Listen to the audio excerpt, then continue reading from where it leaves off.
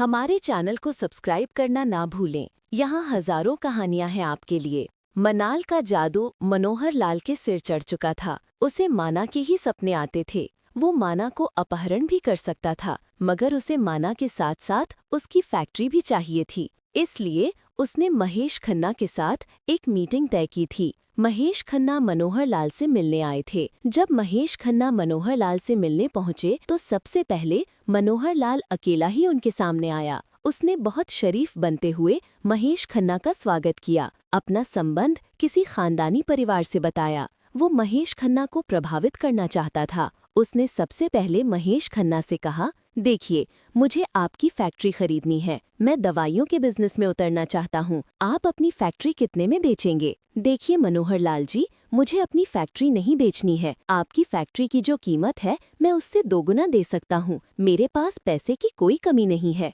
मनोहर लाल ने कहा। वो अपने आप को महेश खन्ना के सामने खानदानी रईस दिखा रहा था। देखिए मनोहर लाल जी, चाहे आप मुझे तिगुनी कीमत भी दें, तो भी मैं अपनी फैक्ट्री नहीं बेचना चाहता। ये बात आपको समझनी चाहिए कि मैंने मना कर दिया है। मेरे पास आपके लिए एक और भी प्रस्ताव है। देखिए, मुझे आपके किसी भी प्रस्ताव में कोई दिलचस्पी नहीं है। मैं आपके कहने पर इस मीटिंग के लिए जरूर आया, मगर मैं आपको साफ साफ बता देता हूँ, मुझे अपनी फैक्ट्री नहीं बेचनी है। इस फैक्ट्री को मैंने अपनी मेहनत से खड़ा किया है। महेश खन्ना ने कहा, आप एक बार मेरी पूरी बात तो सुन लीजिए। आप तो पहले ही गुस्सा होने लगे। ठीक है, बताओ, मगर फैक्ट्री बेचने वाली कोई बात मैं सुनना नहीं चाहता। महेश खन्ना गुस्से से बोले, मैं आपकी बेटी मनाल से शादी करना चाहता हूँ। मैं उसे बहुत खुश रखूंगा, रानी बनकर रहेगी वो मेरे घर में। मगर आपको नहीं लगता कि आपकी उम्र मेरी बेटी से ज्यादा है? आप उससे कितने साल बड़े होंगे? आप दोनों की उम्र का काफी फर्क है। महेश जी को उसका मनाल से हाथ मांगना बुरा लगा था।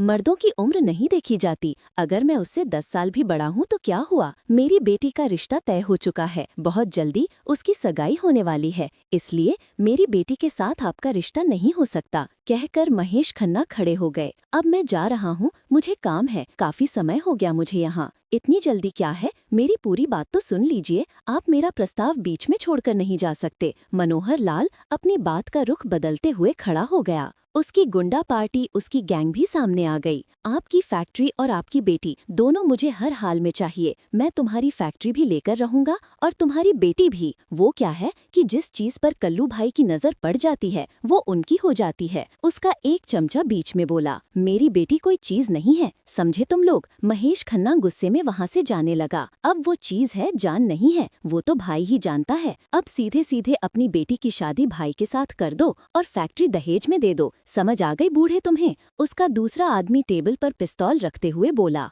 तुम लोग मुझे डरा रहे हो, मगर मैं ऐसे डरने वाला नहीं हूँ। अच्छी तरह से जानता हूँ मैं तुम जैसे लोगों को। कहता हुआ वो बाहर जाने लगा। अगर तुम लोग मेरी फैक्ट्री और घर के आसपास भी नजर आए तो मैं पुलिस में शिकायत कर दूंगा। महेश खन्ना ने उनसे साफ साफ कह दिया था, मेरी बेटी और मेरी फैक्ट्री दोनों से दूर रहो तुम लोग। वो इस वक्त वहाँ से बाहर निकल गया। महेश खन्ना उन लोगों को जवाब देकर बाहर निकल आया था, मगर उसके मन में बहुत घबराहट हो रही थी। जब तक वो उसकी फैक्ट्री की बात कर रहे थे, तब तक उसने बात को इतना गंभीरता से नहीं लिया था। उसे लगा कि कोई शायद उसे फैक्ट्री खरीदना चाहता है। मगर जब माना की बात आई और जिस तरीके से उन्होंने बात की थी, उस बात को सुनकर महेश खन्ना काफी डर गया था। और वैसे भी अब उन्होंने सीधे सीधे धमकी दी थी। उन लोगों को उसकी बेटी और फैक्ट्री दोनों चाहिए थी, इसलिए वो जल्दी से जल्दी घर पहुंचना चाहता था। उसने जाते हुए सबसे पहले माना को फोन करने की कोशिश की। अगर माना कहीं बाहर हो तो घर पहुंच जाए। उन्हें माना की चिंता हो रही थी। क्या करें भाई? वो बंदा तो जवाब दे गया, इसने तो साफ साफ मना कर दिया। मनोहर लाल का एक चमचा बोला, करना क्या है? वही जो हम हमेशा से करते आए हैं। तुम लोग तो जानते हो सब। मनोहर लाल कुटिल मुस्कान के साथ बोला, तो उठा ले इसकी बेटी को। समझता क्या है अपने आप को ये बूढ़ा? उसका दूसरा चमचा बोला, नहीं, उठाना नहीं है। मनोहर लाल ने कहा, क्यों नहीं उठाना उसको? तो फिर क्या करना है? हमें केवल वो लड़की नहीं, उस बूढ़े की फैक्ट्री भी चाहिए। तो फिर क्या करना है? पहले वाले चमचे ने पूछा। सबसे पहले इस बूढ़े का एक्सीडेंट कर डालो। ये घर नहीं पहुंचना चाहिए, बिल्कुल एक्सीडेंट लगना चाहिए। मर्डर नहीं, याद रहे, मनोहर लाल उन्हें समझाते हुए कह रहा था। हो जाएगा भाई, घर नहीं पहुंचेगा आज, इसकी लाश पहुंचेगी। एक बार तुम इतना काम करके आओ, फिर बाकी बताऊंगा मैं आगे क्या करना है। मनोहर लाल अपने चमचों से कह रहा था। वो लड़की मनाल तुम लोगों को भी तो पसंद आई थी। उसके चमचे एक दूसरे का चेहरा देखकर मुस्कुराने लगे। तो एक बार मैं उससे शादी कर लूं, क्योंकि अगर शादी होगी उसके साथ वो फैक्ट्री भी लेकर आएगी, फिर फैक्ट्री भी तुम संभालना और फैक्ट्री वाली को भी। वो सब मिलकर हंसने लगे थे। भाई का दिल बड़ा है, भाई का तो स्वभाव है, पहले माल को खुद चखते हैं, फिर हम लोगों की बारी आती है। वो सभी लोग माना को आपस में बांटने की बात कर रहे थे। महेश खन्ना घर नहीं पहुंचे थे। रास्ते में ही उनका एक ट्रक से एक्सीडेंट हो गया था, मगर उनकी मौत नहीं हुई थी। एक्सीडेंट में वो कोमा में चले गए थे। एक्सीडेंट के बाद किसी ने उन्हें अस्पताल पहुंचा दिया था। मनाल और उसकी मां अस्पताल चली गई थीं। डॉक्टर ने बताया कि वो कोमा में है, मालूम नहीं होश आने में कितने दिन लगेंगे। मॉम, हमें मेहर को कुछ नहीं बताना चाहिए, वरना वो अपनी पढ़ाई छोड़कर वापस आ जाएगा। उसकी स्टडी खत्म होने में 2-3 महीने ही रहते हैं। मनाल, बात तो तुम्हारी ठीक है, मगर जहाँ तुम्हारे डैड अस्पताल में हैं और फैक्ट्री को कौन देखेगा? मुझे फिक्र हो रही है। अगर मेहर होगा तो सब संभाल लेगा। मैं हूं ना, मैं सब संभाल लूंगी, फिर पापा भी जल्दी होश में आ जाएंगे। आप घबराए नहीं। माना अपनी माँ को तसल्ली दे रही थी। उसका मन भी अंदर से घबरा रहा था, मगर उसके भाई के एग्जाम शुरू होने में थोड़ा ही समय रहता था। उसके बाद उसकी MBA पूरी हो जानी थी। वो नहीं चाहती थी कि वो अपनी स्टडी छोड़कर आए। मनाल को पता था कि अगर एक बार वो स्टडी छोड़कर आ गया तो फिर उसकी स्टडी बीच में रह जाएगी। उसने अपने मन में फैसला कर लिया था कि फैक्ट्री वो संभाल लेगी। उसे किसी भी आने वाले खतरे के बारे में नहीं पता था। वो सोचती थी फैक्ट्री तो चल रही है, ऐसी ही चलती रहेगी, तब तक उसके पापा ठीक हो जाएंगे। फिर उसके पास उसके पापा के वफादार लोग भी हैं जो उसकी मदद करेंगे। उसे फैक्ट्री चलाने में कोई परेशानी नहीं आएगी। वैसे भी उसने पापा का ऑफिस ज्वाइन किया हुआ था, तो उसे थोड़ा बहुत अब हिसाब भी आने लगा था फैक्ट्री और ऑफिस का। मगर उसे नहीं पता था कि वो कितनी बड़ी मुसीबत में है। मनाल और फैक्ट्री दोनों पर किसी की बुरी नजर पड़ चुकी थी। भाई, वो बूढ़ा तो बच गया, वो कोमा में चला गया। कहने का मतलब है अभी तक होश नहीं आया और पता नहीं कब तक होश आएगा। मैं अभी अस्पताल से खबर लेकर आया हूँ। अगर आप कहें तो भाई अस्पताल में ही खत्म कर दें उसको। नहीं, अभी नहीं मारना है उसे। अब वो अस्पताल में दाखिल है तो उसके परिवार का बहुत खर्चा हो रहा होगा। मनोहर लाल बोला। हाँ भाई, वो तो होगा ही, अब रोज बिल बनेगा उनका। तो बूढ़े को मारना नहीं है, पहले थोड़े दिन उनका खर्चा होने दो, फिर उसके बाद फैक्ट्री में जो हमारे लोग काम करते हैं, जिन लोगों को हमने पैसे देकर अपनी तरफ मिलाया हुआ है, उनसे कहो कि वो लोग फैक्ट्री में गड़बड़ शुरू कर दें और कोई ना कोई ऐसा बहाना बनाकर फैक्ट्री में हड़ताल करा दें। उनकी दवाइयों की सप्लाई सब रोक जाए। जब दवाइयों की सप्लाई नहीं होगी तो कोई पेमेंट नहीं होगी, कोई पेमेंट नहीं होगी तो वो मजदूरों को तनख्वाह कहाँ से देंगे? जो दवाइयों के लिए कच्चा माल मिलता है उसके पैसे कैसे देंगे? पूरा सिस्टम उनका ठप कर दो। ठीक है भाई, तुम इतना काम करो, जब ये हो जाए तो फिर मैं तुम्हें आगे का बताऊंगा। कुछ सोचते हुए कुटिल मुस्कान के साथ मनोहर लाल बोला। मनोहर लाल अपने मन में आगे का प्लान कर रहा था। उसने सोच लिया था कि उसे क्या करना है। वो माना को मजबूर करने वाला था कि वो उससे शादी कर ले। वो माना के आगे ऐसे हालात पैदा करेगा कि उसके पास शादी करने के अलावा कोई रास्ता ही नहीं बचेगा। महेश खन्ना का जिंदा रहना भी उनके हक में ही गया था, क्योंकि उनकी हालत बहुत खराब थी और उन पर लगातार खर्चा हो रहा था। उधर फैक्ट्री में भी काम बंद हो गया। हड़ताल होने की वजह से दवाइयों की सप्लाई रुक गई थी। उनकी पेमेंट बीच में ही रुक गई थी। माना फैक्ट्री कई महीनों से चला रही थी, मगर बिजनेस पर उसकी पकड़ नहीं थी। सच पूछा जाए तो उसे बिजनेस में कोई दिलचस्पी नहीं थी। वो तो केवल टाइम पास कर रही थी। मनोहर लाल ने अपनी अगली चाल भी चल दी थी। उसने माना का ड्राइवर खरीद लिया था। वही ड्राइवर माना के हर जगह आने जाने की खबर देता था। माना किससे मिल रही है, किससे मदद मांग रही है। घर में काम करने वाले जो लोग थे, किसी बहाने से उन्हें भी बदल दिया गया था। पुराने नौकर अपने गांव जा रहे हैं, इस बहाने से नए काम वाले घर आ गए थे। पूरी नजर थी उनकी माना पर। मनाल और उसकी माँ को खबर भी नहीं थी कि उनके चारों तरफ एक घेरा बन चुका है। वो कितने बड़े खतरे में थे, इस बात की उन्हें खबर नहीं थी। माना इस सारे खतरे से अनजान अपने पापा की सेहत की फिक्र कर रही थी। वो फैक्ट्री को अच्छे तरीके से चलाना चाहती थी, इसलिए उसने सबसे पहले उस लड़के से, जिसे उसके पापा ने पसंद किया था, मदद मांगने गई थी। हमारे चैनल को सब्सक्राइब करना ना भूलें। यहाँ हजारों कहानियां हैं आपके लिए। माना इस खतरे से अनजान अपने पिता की सेहत की चिंता कर रही थी। वो फैक्ट्री को अच्छे से चलाना चाहती थी, इसलिए उसने सबसे पहले उस लड़के से, जिसे उसके पिता ने पसंद किया था, मदद मांगने का फैसला किया।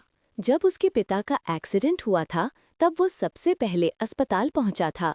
महेश खन्ना जी को एडमिट करवाने में उसने माना की बहुत मदद की थी। मनाल को उसका ये मदद करना अच्छा लगा था। वो अपने दिल में उसके सपने संजोने लगी थी। वो उसके साथ जीवन भर के सपने देखने लगी थी। वो उसे अच्छा लगने लगा था। मगर उसके बाद वो एक बार भी उसके पिता को देखने नहीं आया था। मनाल को लगा शायद वो किसी जरूरी काम में फंस गया होगा, इसलिए वो नहीं आ सका। उसके माता पिता भी उसके पिता को अस्पताल में भर्ती करवाते वक्त पहुंच गए थे। उन्होंने माना की मां को संभालने में बहुत मदद की थी। मनाल को उसके माता पिता भी अच्छे लगे थे। शौर्य की मां ने मनाल से कहा, बेटा तुम घबराओ नहीं, हम हैं तुम्हारे साथ। फिर शौर्य है, ये सब संभाल लेगा। जब माना को किसी सहारे की जरूरत थी, तब सच में शौर्य और उसके परिवार ने मनाल की बहुत मदद की थी। उसके पिता का निर्णय, जो उन्होंने माना की शादी शौर्य से करने का लिया था, माना को सही लग रहा था। पहले दिन तो शौर्य ने उसकी इतनी मदद की थी। वो दिन रात वहीं अस्पताल में उसके पास रहा था। माना और उसकी माँ के खाने पीने की भी उसने पूरी चिंता की थी। माना, मैं हूँ तुम्हारे पास, तुम बिल्कुल मत घबराना। मेरे होते हुए तुम्हें किसी चीज की फिक्र करने की जरूरत नहीं है। वो माना को हौसला देता रहा था। माना को सचमुच उसका बहुत सहारा मिला था। शौर्य एक बार अस्पताल से घर गया था। फिर उसके साथ माना की कोई बात नहीं हुई थी। उसका फोन भी नहीं आया था। माना को ये बात थोड़ी अजीब जरूर लगी थी। बाद में मनाल ने सोचा शौर्य को जरूर कोई जरूरी काम हो गया होगा। पहले तो वो दिन रात उसी के पास था, अपना काम भी तो देखना पड़ता है। और इस समय उसे सबसे ज्यादा वही अपना लगा। वो उसके घर चली गई। वहां पहुंचकर पता चला कि वो सब लोग वहां पर नहीं हैं, कहीं बाहर गए हुए हैं और शायद कुछ दिनों बाद लौटेंगे। उनके घर के गेट पर जो सिक्योरिटी गार्ड था, मनाल ने उससे बात की। जब मनाल अंदर जाने लगी तो सिक्योरिटी गार्ड ने कहा, मैडम घर पर कोई नहीं है। शौर्य और उसके माता पिता में से कोई तो घर पर होगा। नहीं मैडम, कई दिन हो गए, वे बाहर गए हुए हैं। कुछ बता सकते हो कब तक आएंगे? नहीं मैडम, उन्होंने कहा है कि हमें थोड़े दिन लगेंगे, हम उसके बाद ही आएंगे। आप चाहें तो फोन करके पूछ सकती हैं। उसने कई बार शौर्य का फोन ट्राई किया, मगर उसका फोन बंद आ रहा था। फिर उसने उसके माता पिता का नंबर भी ट्राई किया। फोन की घंटी बजती रही, मगर किसी ने उसका फोन नहीं उठाया। वो परेशान हो गई। अचानक शौर्य और उसके माता पिता को क्या हो गया? वो तो उसकी इतनी मदद कर रहे थे, और फिर शौर्य उससे प्यार भी करता है। अब अचानक कोई उसका फोन भी नहीं उठा रहा। वो सोचने लगी। कोई बात उसके समझ में नहीं आ रही थी। वो सोच भी नहीं सकती थी कि कोई शौर्य और उसके परिवार को डरा रहा था। इसलिए वे घर छोड़कर थोड़े दिनों के लिए कहीं और रहने चले गए थे। मगर माना को किसी बात की खबर नहीं थी। क्या करें, ऐसा क्या हो गया? इतना तो वो समझ गई थी कि उसे वहां से मदद नहीं मिलेगी, मगर कारण क्या था उसकी समझ में नहीं आया था। उसके दिमाग में कई बातें चल रही थी। क्या मुझसे कोई गलती हुई है जो शौर्य और उसकी फैमिली मुझसे नाराज है? कोई मेरा फोन नहीं उठा रहा, और शौर्य शहर से बाहर गया, मुझे बताकर भी नहीं गया, जब उसे पता है कि मेरे ऊपर कितनी बड़ी मुसीबत है। मैं पापा के किसी दोस्त से मदद मांगती हूँ, शायद मुझे वहाँ से मदद मिल जाए, वो सोचने लगी। वो अपने पिता के कई दोस्तों से मिली, मगर कोई भी उसे नहीं मिला। किसी ने उसका फोन नहीं उठाया। अगर कोई मिला भी तो उसने साफ साफ मना कर दिया था कि वो मनाल की मदद नहीं कर सकता। इसलिए माना को दूसरी बार वहां आने की जरूरत नहीं थी। उन सब की बातें सुनती रही। सब लोगों ने मनाल के साथ ऐसा व्यवहार किया जैसे माना की किसी बात का किसी को कोई फर्क नहीं पड़ रहा था। वो बहुत हैरान हो रही थी। असली बात वो नहीं जानती थी। सच पूछो तो वो सोच भी नहीं सकती थी कि उससे ज्यादा बड़ी मुसीबत तो उसके ऊपर मंडरा रही है। उसके पिता का एक्सीडेंट तो बस एक शुरुआत थी। मनोहर लाल ने उसके पिता का एक्सीडेंट कराया था।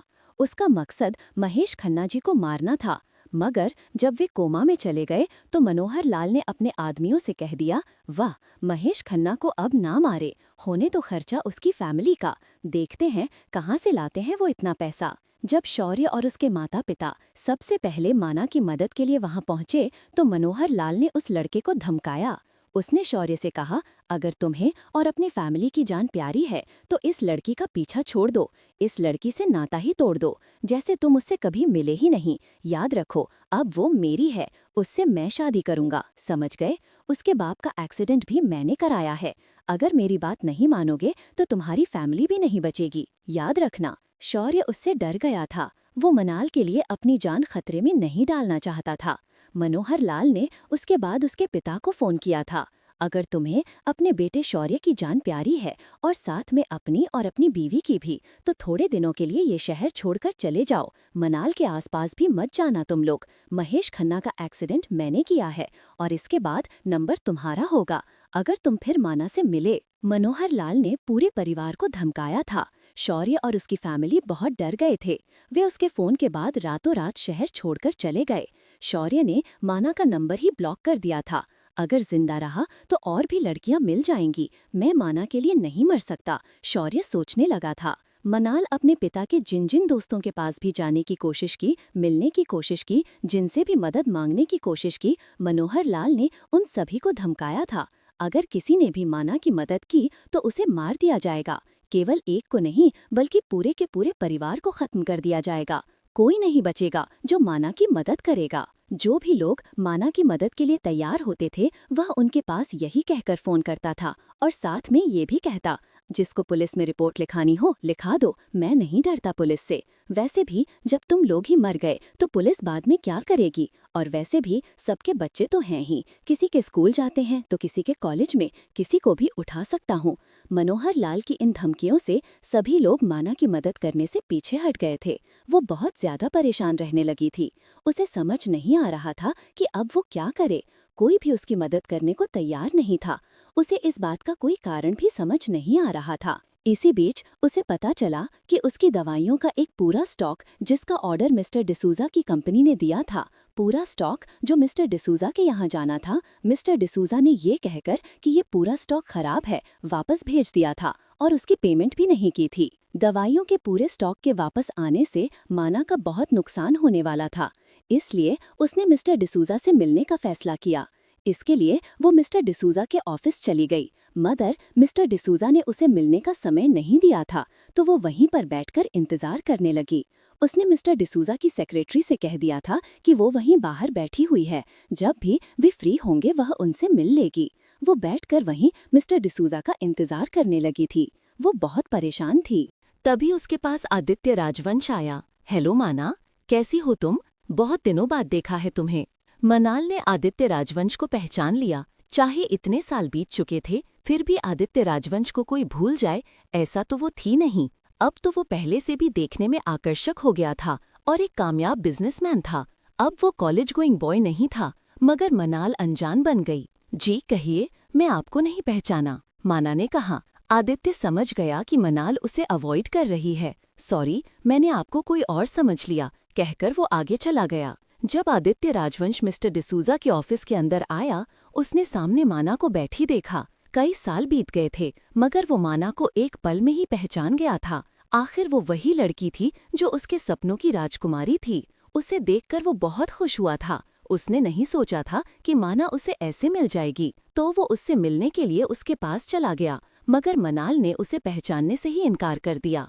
एक बार तो वो उसके पास से चला आया, मगर उसने अपने आदमियों से उसके बारे में जानकारी निकालने को कहा था, क्योंकि माना कितनी परेशान थी ये उसके चेहरे से दिख रहा था। और माना की परेशानी वो कैसे सह सकता था, जो उसका प्यार थी, उसने इतने सालों से उसे चाहा था। माना मिस्टर डिसूजा के ऑफिस में शाम तक बैठी रही। शाम को उसकी सेक्रेटरी ने आकर माना से कह दिया, सॉरी मैडम, सर पिछले दरवाजे से चले गए, उन्हें बहुत काम था। मनाल बहुत उदास होकर वहां से आ गई थी। ये वो ज्यादा समय था जिसका मनोहर लाल को बेसब्री से इंतजार था, क्योंकि अब जैसा वो चाहता था माना उसके आगे झुक जाती। बस मनोहर लाल उसके पिता का नाम लेकर ब्लैकमेल करने वाला था। मनाल उससे शादी भी कर ले वो जानता था। अब वो दिन ज्यादा दूर नहीं माना जब तुम मेरी बाहों में होगी और तुम मेरे बिस्तर पर होगी। मैं तुमसे जैसे चाहे वैसा करूंगा, वैसा खेलूंगा तुम्हारे साथ। वो मनाल के ही सपने देखने लगा था। सोते जागते दिन रात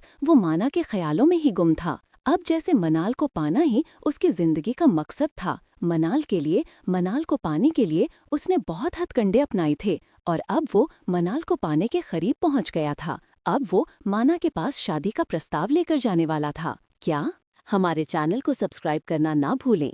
यहाँ हजारों कहानियां हैं आपके लिए। ये वो समय था जिसका मनोहर लाल बेसब्री से इंतजार कर रहा था, क्योंकि अब जैसा वो चाहता था वैसा होने वाला था। माना उसके आगे झुक जाएगी। मनोहर लाल माना को उसके पिता के नाम पर ब्लैकमेल करने वाला था। माना उससे शादी भी कर लेगी, वो जानता था। अब वो दिन ज्यादा दूर नहीं माना जब तुम मेरी बाहों में होगी और तुम मेरे बिस्तर पर होगी। वो माना के ही सपने देखने लगा था। सोते जागते दिन रात में माना के ख्यालों में ही गुम था। अब माना को पाना उसकी जिंदगी का मकसद बन गया था। माना को पाने के लिए उसने बहुत हथकंडे अपनाए थे और अब वो माना को पाने के करीब पहुंच गया था। अब वो माना के पास शादी का प्रस्ताव लेकर जाने वाला था। मनोहर लाल अपनी जीत पर बहुत खुश था। उसे लगा अब तो वो माना को पा ही लेगा, क्योंकि उसने माना के लिए कोई रास्ता नहीं छोड़ा था। माना बिल्कुल टूटने वाली थी। सच कहो तो वो टूट चुकी थी। उसके लिए सारे रास्ते बंद हो चुके थे। मगर वो शादी का प्रस्ताव मनोहर लाल की जगह माना को आदित्य राजवंश ने दे दिया था। आदित्य राजवंश ने उसके साथ एक मीटिंग तय की थी।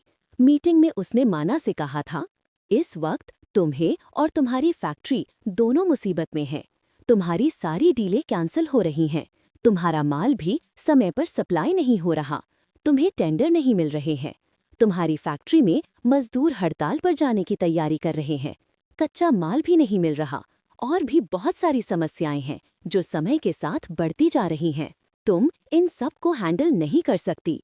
बहुत कोशिश कर रही हो, पर तुम्हारे हाथ में कुछ नहीं है। तुम्हारे पिता की सेहत में कोई सुधार नहीं हो रहा। तो तुम्हारी सारी समस्याओं का मेरे पास एक समाधान है। अगर तुम मुझसे शादी कर लेती हो तो सारी समस्याएं ठीक हो जाएंगी। अब तुम कहोगी कि तुम मुझसे शादी क्यों करोगी? ये तुम पर निर्भर करता है। तुम ये बात अच्छे से समझती हो। अगर तुम्हारी फैक्ट्री का नाम मेरे नाम और मेरे बिजनेस के साथ जुड़ता है तो इस बात का तुम्हें कितना फायदा होगा। और तुम्हारी फैक्ट्री बंद होती है तो तुम्हारे पिता कोमा से बाहर आने के बाद भी पूरी तरह ठीक नहीं हो सकते। वो इस फैक्ट्री से कितने मानसिक रूप से जुड़े हुए हैं, तुम ये बात अच्छे से जानती हो। तुम सोचकर मुझे मेरे नंबर पर फोन कर देना। आपको इससे क्या फायदा होगा? आप मेरी फैक्ट्री क्यों बचाना चाहते हैं? माना ने आदित्य से पूछा था। ना तो मुझे तुम्हारी फैक्ट्री से कोई लेना देना है, ना ही तुम्हारे पिता की सेहत से। अगर मुझे कोई लेना देना है तो वो तुमसे है। तुम अच्छे से जानती हो, तुम कभी मेरा क्रश हुआ करती थी। उस वक्त तो तुम मुझसे दूर हो गई। मैं मरता था कभी तुम पर। मैं तुम्हारे साथ एक रात गुजारना चाहता हूँ, एक नहीं शायद कई रातें। मुझे पता है शादी के बिना तुम नहीं मानोगी। फिर चाहे तुम्हारी फैक्ट्री ही बर्बाद क्यों ना हो जाए या फिर कुछ और हो जाए, तुम कभी नहीं मानोगी। तुम्हें मनाने के लिए मैंने यही समाधान ढूंढा है कि तुम मुझसे शादी कर लो। हम दोनों एक दूसरे से शादी कर ले, जिससे तुम्हारा भी काम हो जाएगा और मेरा भी। वो अपनी नजरें उसके चेहरे पर गड़ाए हुए बोला। असल में जब आदित्य राजवंश ने माना को मिस्टर डिसूजा के ऑफिस में इंतजार करते हुए देखा तो उसने अपने आदमियों को माना की जानकारी निकालने के लिए कहा था। जब आदित्य के आदमियों ने उसे पूरी बात बताई तो वो घबरा गया। माना बहुत बड़े खतरे में थी। उसके आसपास मनोहर लाल के लोग फैले हुए थे और उसे पता भी नहीं था कि वो कितनी बड़ी मुसीबत में है। उसके पिता का एक्सीडेंट किस तरह से हुआ था, ये बात भी आदित्य जान गया था। आदित्य को पता चल गया था कि मनोहर लाल फैक्ट्री और माना दोनों को पाना चाहता है। इसके लिए उसने बहुत बड़ी चाल चली थी। वो माना को खतरे से निकालना चाहता था। पहले तो उसने फैसला किया कि वो माना से बात करेगा। वो माना से बात करने के लिए घर से निकल भी पड़ा था, मगर फिर उसे ये बात याद आई कि माना उसके बारे में क्या सोचती है। जो लड़की उससे बात करने को तैयार नहीं, जिसने उसे पहचाना भी जरूरी नहीं समझा, वो उसकी बात पर यकीन क्यों करेगी? और फिर अगर ये बात मनोहर लाल को पता चलेगी कि माना अब पूरी बात जान चुकी है, तो माना की जान को खतरा हो सकता है। वो माना के लिए खतरा और नहीं बढ़ा सकता था। मनोहर लाल को सिर्फ माना का शरीर चाहिए था, जबकि आदित्य माना से मोहब्बत करता था। ये सब बातें सोचते हुए उसने पूरे मामले को अपने तरीके से हैंडल करने का फैसला किया। आदित्य माना को बचाना भी चाहता था और पाना भी। अगर माना की शादी आदित्य से हो जाती है तो कोई बुरी नजर नहीं डालेगा माना पर। आखिर कोई कैसे मिसेज माना आदित्य राजवंश पर बुरी नजर डालेगा? अगर मनोहर लाल एक जिद्दी व्यक्ति था जो जिस चीज पर नजर डालता था उसे पा लेता था, तो जिद आदित्य राजवंश की भी कम नहीं थी। उसने भी जिंदगी में जिस चीज को चाहा था उसे पा लिया था। मगर दोनों के तौर तरीकों में बहुत फर्क था। मिस्टर डिसूजा जैसे लोग जो अपने ऑफिस में माना को बैठाकर उससे इंतजार कराते हैं, सब के सब सीधे हो जाएंगे। माना एक झटके में सेफ हो जाएगी और इस तरह से वो आदित्य की जिंदगी में भी आ जाएगी। इसीलिए आदित्य ने फैसला किया कि वो माना से जल्द शादी करेगा। उसने शादी करने के लिए माना के सामने ऐसी शर्त रखी जिसे माना मना ही नहीं कर सकती थी। अपनी फैक्ट्री और अपने पिता के लिए माना उससे शादी कर लेगी, वो जानता था। फिर मनोहर लाल ने जो हालात पैदा किए थे, इसका फायदा आदित्य ने उठाने का सोच लिया था। इस तरह से एक ही हफ्ते में आदित्य माना से शादी करके अपने घर ले गया। जिस दिन उसने माना को मिस्टर डिसूजा के ऑफिस में देखा था, उसी दिन माना उसकी माँ की और उसके पिता की सुरक्षा का पूरा प्रबंध कर दिया था। आदित्य सोचता था कि माना का नाम आदित्य के साथ जोड़ने से मनोहर लाल पीछे हट जाएगा, मगर उसकी सोच गलत थी। एक बार तो वो पीछे हट गया, मगर वो अपनी तैयारी करने के लिए पीछे हटा था। मनोहर लाल जिस तरह से माना के पीछे पागल था, वो उसका पीछा छोड़ने वाला नहीं था। उसे हर हाल में माना चाहिए थी। अब तो वो उसे किडनैप करने को भी तैयार था, मगर आदित्य की सुरक्षा ऐसी थी कि अब वो माना को किडनैप नहीं कर सकता था। तो मनोहर लाल अपना प्लान बदल लिया।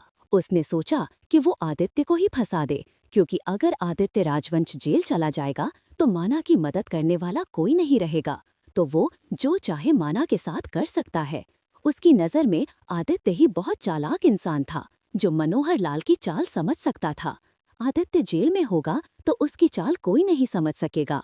उसने आदित्य को फंसाने के लिए भी एक प्लान बनाया। मनोहर लाल आदित्य के पीछे किसी लड़की को लगाना चाहता था, मगर आदित्य एक टॉप बिजनेसमैन था। हर लड़की तो उसके पास पहुंच नहीं सकती थी। उसने कोशिश की कि वो किसी लड़की को उसके नजदीक पहुंचा दे, जो बाद में उस पर रेप का आरोप लगा सके, मगर वो अपनी चाल नहीं चला सका। फिर उसने एक और बात सोची, क्यों ना वो लड़कियां जो पहले से ही आदित्य के संपर्क में हों, उन्हें आदित्य पहले से जानता हो। मनोहर लाल ने आदित्य के आसपास के लोगों में नजर रखनी शुरू कर दी। आदित्य के ऑफिस में तो उसे ऐसा कोई नहीं मिला जो आदित्य के इतना नजदीक हो। फिर उसे प्रिया मल्होत्रा के बारे में पता चला। वो आदित्य को जानती थी और मॉडलिंग करना चाहती थी, मगर आदित्य ने उसे अभी तक कोई काम नहीं दिया था। वो काम करने के लिए लगातार कोशिश कर रही थी। प्रिया एक छोटी मोटी मॉडल थी। उसने स्टेज पर छोटे छोटे शो किए थे। वो एक बड़ी मॉडल बनना चाहती थी। उसके बहुत बड़े बड़े सपने थे। वो अपने सपनों को हर हाल में हर कीमत पर पूरा करना चाहती थी। उसे इतना काम नहीं मिला था कि वो शहर में अच्छे से रह सके, इसलिए वो परेशानी में थी, क्योंकि उसके पास इतने पैसे नहीं थे कि वो इस शहर में और रह सके। वो वापस लौटने के बारे में सोचने लगी थी। इसी बीच मनोहर लाल ने उस पर अपना जाल फेंका। उसने धीरे धीरे प्रिया मल्होत्रा से दोस्ती की और फिर उसके ज्यादा ही नजदीक हो गया। मनोहर लाल ने उसे रहने के लिए फ्लैट दिया और उसके और भी खर्चे उठाने लगा। वो पूरी तरह से मनोहर लाल के इशारों पर चलने लगी। इसी बीच मनोहर लाल को कोई ऐसा मिल गया था जो आदित्य के खिलाफ था और आदित्य को खत्म करना चाहता था। उसने भी मनोहर लाल की बहुत मदद की थी। आदित्य पर कब और कैसे वार करना है, ये बात उसने ही मनोहर लाल को बताई थी। असल में वो आदित्य का नज़दीकी था और आदित्य के बारे में बहुत सी बातें जानता था। उसे माना के बारे में बहुत सी बातें पता थीं। वो हर हाल में माना को आदित्य से अलग करना चाहता था। जब मनोहर लाल को लगा कि वो पूरी तरह से प्रिया मल्होत्रा उसके बस में है, तो उसने प्रिया मल्होत्रा से कहा कि वो आदित्य से बदला लेना चाहता है। आदित्य ने उसका बहुत नुकसान किया है, इसके लिए उसे प्रिया की मदद चाहिए।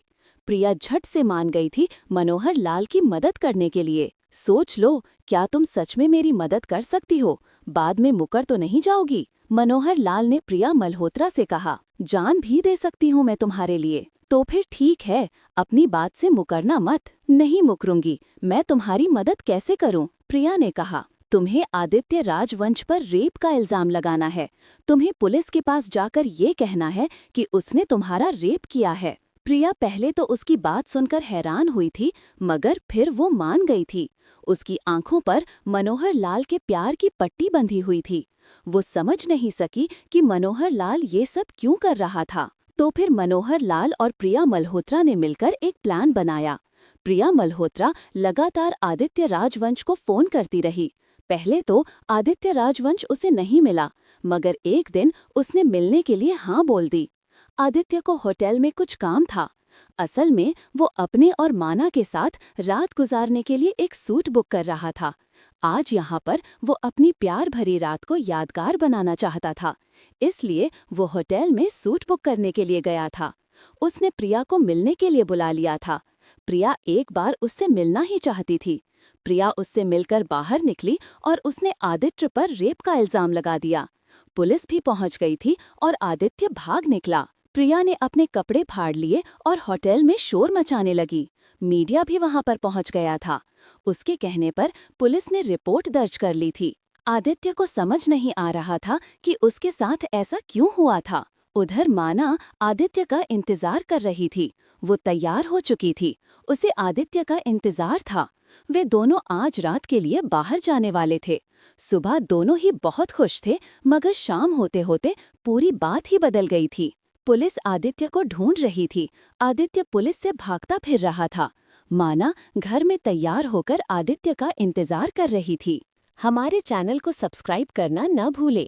यहाँ हजारों कहानियां हैं आपके लिए। उधर मनाल आदित्य का इंतजार कर रही थी। वो तैयार हो चुकी थी।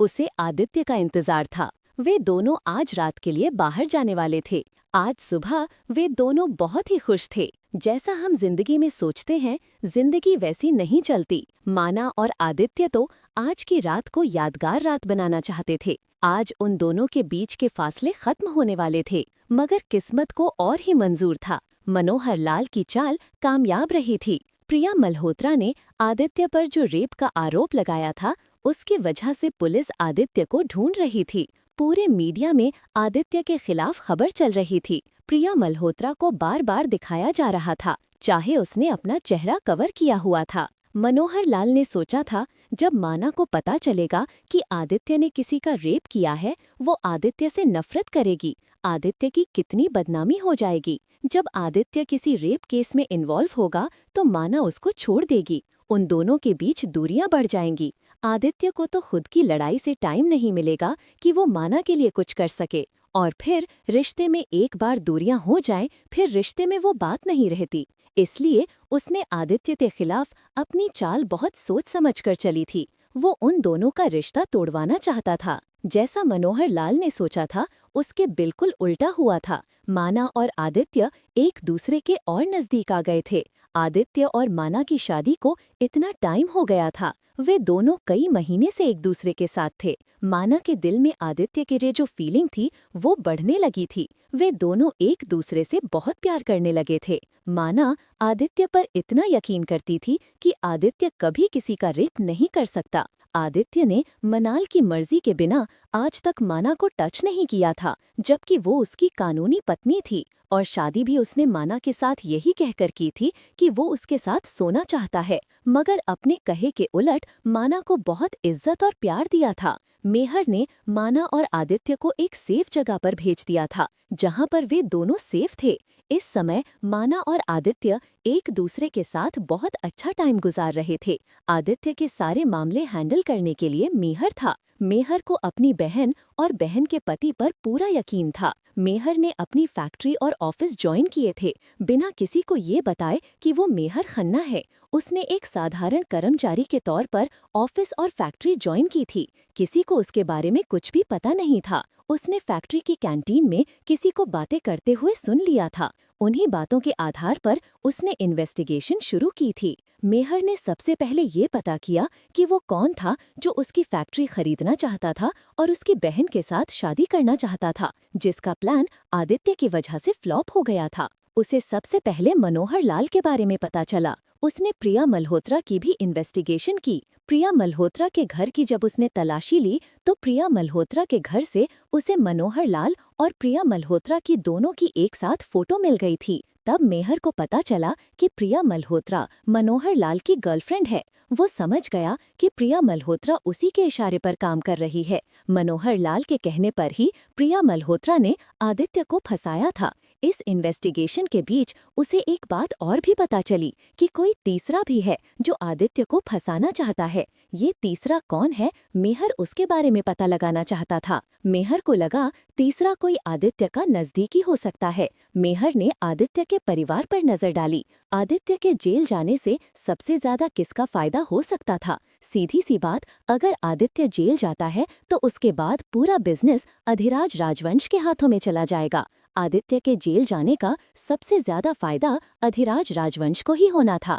तो मेहर का सीधा सीधा शक अधिराज राजवंश पर गया। फिर वो दोनों सगे भाई भी नहीं थे, इसलिए मेहर का शक और भी बढ़ गया। उसने अधिराज राजवंश की इन्वेस्टिगेशन शुरू कर दी। अधिराज के पीछे उसने अपने आदमी लगा दिए। इन्वेस्टिगेशन से मेहर को पता चला कि अधिराज एक सीधा साधा इंसान है जो अपने भाई से बहुत प्यार करता है। आदित्य और अधिराज दोनों भाइयों में बहुत प्यार था। अनीता जी और धर्मपाल जी ने अपने दोनों बेटों को बहुत अच्छे संस्कार दिए थे। आदित्य जरूर शुरू में एक बिगड़ा हुआ लड़का था, मगर अधिराज शुरू से ही एक अच्छा बेटा बनकर रहा था। वो एक सीधा साधा इंसान था। मेहर को अधिराज पर यकीन हो गया और उसने अधिराज के साथ ये बात शेयर की। मेहर अधिराज के ऑफिस में ही अधिराज से मिलने चला गया। आओ मेहर, बैठो, अधिराज ने उससे कहा। चेयर पर बैठते हुए मेहर बोला, लगता है आपका काम बहुत बढ़ गया है। आदित्य भाई जहाँ पर नहीं है तो आपको सब अकेले करना पड़ रहा है। बिल्कुल, मेरे लिए अकेले ये सब संभालना बहुत मुश्किल है। मैंने डैड से कहा है कि अब वो ऑफिस को थोड़ा ज्यादा टाइम दे जब तक भाई नहीं आ जाते। वैसे अधिराज भाई, आपको क्या लगता है आदित्य के इस तरह से फंसाने से किसको फायदा हो सकता है? कौन हो सकता है इसके पीछे? किस पर शक है आपको? मेरी खुद की समझ में नहीं आ रहा कि भाई को ऐसे कौन फंसा सकता है। कहीं ऐसा तो नहीं कि ये बात सच हो, आदित्य जीजू ने सचमुच ऐसा किया हो? मेहर ने जानबूझकर अधिराज से कहा। नहीं नहीं, भाई ऐसे नहीं है। भाई का ऐसा कैरेक्टर नहीं है। उनका कभी भी किसी लड़की के साथ कोई अफेयर नहीं सुना मैंने, और ना ही वो कोई लड़कियों में ऐसी दिलचस्पी रखते हैं। वैसे भी अब तो माना भाभी आ गई है, उसके बाद तो मतलब ही नहीं। भाई भाभी से कितना प्यार करते हैं मुझे उनकी आंखों में दिखता है। दीवाने हैं वो माना भाभी के। फिर प्रिया मल्होत्रा ने मुझे नहीं लगता कि कुछ ऐसा है जो भाई उसके पीछे हो सकते हैं। वो एक साधारण सी मॉडल है। अगर भाई उसमें दिलचस्पी रखते वो तो ऐसे ही मान जाती, और फिर अगर भाई उसमें दिलचस्पी रखते तो उसे मॉडलिंग की टॉप पर पहुंचा सकते थे। इसलिए वो भाई को मना नहीं करती। मैं यकीन से कह सकता हूँ भाई ने ऐसा कुछ नहीं किया है। कोई है जो उन्हें फंसा रहा है, मगर कोई ऐसा तो है जो आदित्य को फंसाना चाहता है। कोई चाहता है आदित्य भाई और मानादी अलग हो जाएं। कोई है जो उन दोनों को अलग करना चाहता है, उन दोनों का तलाक कराना चाहता है। मेहर की बात सुनकर अधिराज चुप हो गया। उन दोनों का तलाक? सही बात है। अगर माना भाभी भाई पर यकीन नहीं करती तो वो उनसे तलाक मांगेगी, और उनके तलाक से आदित्य भाई की नानी की प्रॉपर्टी उनके हाथ से चली जाएगी। अधिराज बोला। ये बात आदित्य के लिए बिल्कुल नहीं थी। उसे पहली बार इस बारे में पता चला था। मतलब नानी माँ की कौन सी प्रॉपर्टी की बात कर रहे हैं आप? मेहर ने पूछा। तुम्हें इसके बारे में नहीं? वो क्या है कि बड़ी मॉम, आदित्य की मॉम, जिनसे पापा ने पहले शादी की थी, अपने माँ बाप की अकेली संतान थी। आदित्य की नानी ने ये वसीयत की थी कि उनकी प्रॉपर्टी आदित्य को तब मिलेगी जब आदित्य शादी कर लेगा, और शादी के बाद ये प्रॉपर्टी आदित्य और उसकी पत्नी दोनों की होगी। ये प्रॉपर्टी आदित्य भाई और उसकी पत्नी बेच नहीं सकते। जब उनके बच्चे आगे 18 साल के हो जाएंगे तो वो प्रॉपर्टी उन्हें दे सकते हैं। अगर उससे पहले आदित्य भाई भाई और उनकी पत्नी का तलाक हो जाता है तो ये पूरी प्रॉपर्टी बनारस के किसी आश्रम को चली जाएगी। मतलब फिर से प्रॉपर्टी आदित्य जीजू को नहीं मिलेगी? मेहर ने पूछा। हाँ सही बात है, अगर आदित्य भाई का तलाक हो जाता है तो ये प्रॉपर्टी भाई को नहीं मिलेगी। अधिराज ने मेहर को बताया। इस प्रॉपर्टी की काफी कीमत होगी। बिल्कुल, करोड़ों की है। वैसे हमारे लिए इस प्रॉपर्टी की इतनी बड़ी वैल्यू नहीं है क्योंकि हमारा इतना बड़ा कारोबार है, इसलिए आदित्य भाई को इससे कोई फर्क नहीं पड़ता। मगर अगर किसी दूसरे की नजर से देखा जाए तो बहुत बड़ी प्रॉपर्टी है। अधिराज कह रहा था। बनारस के आश्रम से क्या मतलब है? किस आश्रम को जाएगी ये प्रॉपर्टी? वो क्या है कि मुझे ज्यादा तो नहीं पता। आदित्य के नाना जी 2 भाई थे। एक तो आदित्य के नाना जी थे, दूसरे भाई ने शादी नहीं की थी। वो बहुत सीधे साले इंसान थे। वो किसी आश्रम में रहते थे। धीरे धीरे वो उस आश्रम के मुखी बन गए। बहुत सेवा की उन्होंने लोगों की। अब उनके नाना के भाई तो रहे नहीं, मगर वो आश्रम है, शायद इसी आश्रम को जाएगी ये प्रॉपर्टी। मेहर सोचने लगा, तो फिर पता करो, अगर ये प्रॉपर्टी उस आश्रम को जाती है तो किसे फायदा होगा? मेहर ने अधिराज से कहा। और ये बात बिल्कुल सीक्रेट रहनी चाहिए, क्योंकि ये बात बाहर आती है तो आदित्य भाई को बहुत बड़ा जान का खतरा पड़ जाएगा, और हो सकता है आपको और मेरी भी जान को खतरा हो सकता है। अधिराज को मेहर समझा रहा था। मुझे उस आश्रम का नाम, पता, एड्रेस सभी बता दीजिए। आदित्य भाई के ऊपर ये रेप का इल्जाम जितना सीधा दिखता है उतना है नहीं, मेहर ने कहा। मेहर को ये आश्रम वाली बात आज पता लगी थी। वो तो मनोहर लाल के बारे में ही सोच रहा था। अब इस केस में एक नए एंगल सामने आया था, तो मेहर का दिमाग कुछ ज्यादा ही तेज चलने लगा था। मामला जितना पेचीदा हो रहा था उतना ही मेहर को समझ आने लगा था। अगर कोई माना को पाने के पीछे था तो किसी को आदित्य जीजू की प्रॉपर्टी भी चाहिए थी। ये तो वो समझ गया था। हो सकता है ये दोनों आपस में मिले हों, मेहर सोचने लगा। अब उसे बहुत बड़ी बात पता चली थी। उसने अपने आदमियों को आश्रम की जानकारी निकालने के लिए कहा था। अब ये भी जानना था कि आखिर आश्रम में ऐसा कौन है, जब प्रॉपर्टी आश्रम को जाएगी तो किसे फायदा होने वाला था। मेहर अपने दिमाग में सारी कड़ियां जोड़ रहा था। तभी उसके फोन पर निशा का मैसेज आ गया। उसने निशा को फोन करने से मना किया हुआ था, इसलिए वो सिर्फ मैसेज करती थी। मुझे तुमसे मिलना है, उस दिन की तरह नहीं, थोड़ा मेरे लिए टाइम निकाल कर आ जाओ। रो। निशा का मैसेज देखकर मेहर के चेहरे पर मुस्कान आ गई। सचमुच पूरी टेंशन में एक निशा ही ऐसी थी जिससे बात करके, जिसके बारे में सोचकर मेहर हल्का फील करता था। वो चाहे थोड़ी नखरेबाज थी, पर मेहर को पता था कि वो उसे कितना प्यार करती है। हमारे चैनल को सब्सक्राइब करना ना भूलें। यहाँ हजारों कहानियां हैं आपके लिए। मुझे तुमसे मिलना है, उसे दिन की तरह नहीं, थोड़ा मेरे लिए भी टाइम निकाल कर आ जाओ। निशा का मैसेज देखकर मेहर के चेहरे पर मुस्कान आ गई थी। सच में पूरी टेंशन में एक निशा ही थी जिससे बात करके, जिसके बारे में सोचकर मेहर हल्का महसूस करता था। वो चाहे थोड़ी नकचढ़ी थी, उसी नकचढ़ी निशा पर ही तो उसका दिल आया था। मेहर को पता था कि वो उसे कितना प्यार करती है। मेहर के लिए उस समय निशा से मिलने जाना संभव नहीं था। उसे बहुत से काम थे। वो अपने वकील दोस्त मोहन मित्तल से मिलने जा रहा था। उसने निशा को वापस मैसेज किया, मुझे काम है, मैं कल मिलने आऊंगा तुम्हें। उसी वक्त वापस निशा का मैसेज आ गया था। इतने रूखे सूखे मैसेज क्यों भेजते हो? साथ में कोई हार्ट वाली स्माइली, कोई किसिंग वाली स्माइली, कोई मुझे जान लिखो। कुछ तो पता चले कि तुम अपनी गर्लफ्रेंड को मैसेज भेज रहे हो। ऐसा लगता है किसी बिजनेस डील के लिए मैसेज भेजा है। साथ में उसने गुस्से वाली स्माइली भी भेजी थी। उसे देखकर मेहर मुस्कुराने लगा। हो सकता है मैं तुम्हें अपनी गर्लफ्रेंड मानता ही ना हूँ, सिर्फ दोस्त समझता हूँ। अब दोस्तों को तो ऐसे ही मैसेज भेजे जाते हैं। मेहर ने निशा के मैसेज के जवाब में मैसेज किया, तो ठीक है, जब मैं तुम्हारी गर्लफ्रेंड ही नहीं हूँ तो मैं तुम्हारी बात क्यों मानूं? माँ, मैं घर से बाहर जा रही हूँ और फोन भी बंद कर रही हूँ, मुझे ढूंढने मत आना। निशा ने मेहर को मैसेज किया। निशा जानती थी अगर वो मेहर को ऐसा मैसेज भेजेगी तो मेहर घबरा जाएगा और उसे मिलने के लिए राजवंश में जरूर आएगा। उसके मैसेज देखकर मेहर ने निशा को व्हाट्सएप कॉल मिलाई, क्योंकि उसे डर था कि उसके दूसरे फोन रिकॉर्ड हो सकते हैं और व्हाट्सएप कॉल को रिकॉर्ड नहीं किया जा सकता।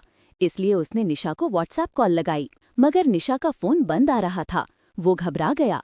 ये पागल लड़की कहीं सचमुच घर से बाहर ना निकल जाए। पहले क्या मुसीबतें कम हैं जो एक और आने वाली है। मेहर ने जल्दी से गाड़ी की चाबी उठाई और निशा के घर की तरफ जाने लगा। वो रास्ते में निशा का फोन मिलाता रहा, मगर निशा का फोन नहीं मिला। उसे सचमुच घबराहट होने लगी थी। वो पूरी स्पीड से गाड़ी भगाता हुआ गया। राजवंश मेंशन पहुंचते ही उसने गार्ड को गाड़ी की चाबी दी, गाड़ी साइड पर लगा दो, और खुद भागता हुआ घर के अंदर चला गया। निशा सामने नैना के साथ बैठी हुई पकौड़े खा रही थी। उसे देखकर मेहर वहीं रुक गया। आइए मेहर जी, आपको कोई काम था क्या? आप इस वक्त कैसे आना हुआ? निशा मेहर के मजे लेती हुई बोली। मेहर को गुस्सा तो बहुत आया, मगर नैना के सामने वो कुछ बोल नहीं सकता था। वो जाकर सोफे पर बैठ गया। कैसी हैं आप नैना दी? मेहर ने नैना से पूछा। मैं तो ठीक हूँ, आप कैसे हैं? मैं उस दिन कहीं कोई फाइल तो नहीं भूल कर गया? मेरी एक फाइल नहीं मिल रही कई दिनों से। मैंने सोचा मैं पूछ लूं। मुझे ऐसी कोई फाइल यहाँ नहीं मिली है। अगर आप लॉबी में भूल गए होते तो यहीं पर होती। हाँ, अगर आप निशा के रूम में भूल गए हो तो बात अलग है। निशा, तुमने रूम चेक किया? नैना बोली। मेहर जी, आप ऐसा करेंगे, आप खुद ही रूम चेक कर लीजिए। आइए मेरे साथ चलिए मेरे रूम में। नहीं नहीं निशा जी, आप खुद ही देख लीजिए, मैं यही नैना दी से बात करता हूँ। मेहर ने जल्दी से कहा। क्या चल रहा है भाई? क्या हुआ? क्या बातें हो रही हैं तुम सब? अरे मेहर, तुम कब आए? सीढ़ियों से उतरते हुए धर्मपाल जी कहने लगे। दीपा जी भी उन्हीं के साथ थीं। मेहर उन दोनों को देखकर खड़ा हो गया, आगे बढ़कर उनसे मिला। आओ मेहर, बैठो। क्या बात है भाई, तुम दोनों पकौड़े खा रही हो? मेहर के लिए चाय और पकौड़े मंगवाओ, दीपा जी नैना से बोली। नैना खड़ी होकर किचन की तरफ चली गई। वो सर्वेंट से चाय के लिए कहकर वापस आ गई। मेहर पूछ रहे हैं, उस दिन घर पर कोई फाइल तो नहीं रह गई? लॉबी में तो नहीं, शायद निशा के कमरे में रह गई हो। मेहर उस दिन निशा से मिलने के लिए निशा के कमरे में गए थे। नैना ने ये बात जानबूझकर धर्मपाल जी के सामने कही थी। तो जाओ मेहर, निशा के कमरे में देख लो। ये लड़की तो ऐसी है, इसका कोई ध्यान नहीं रहता किसी चीज का।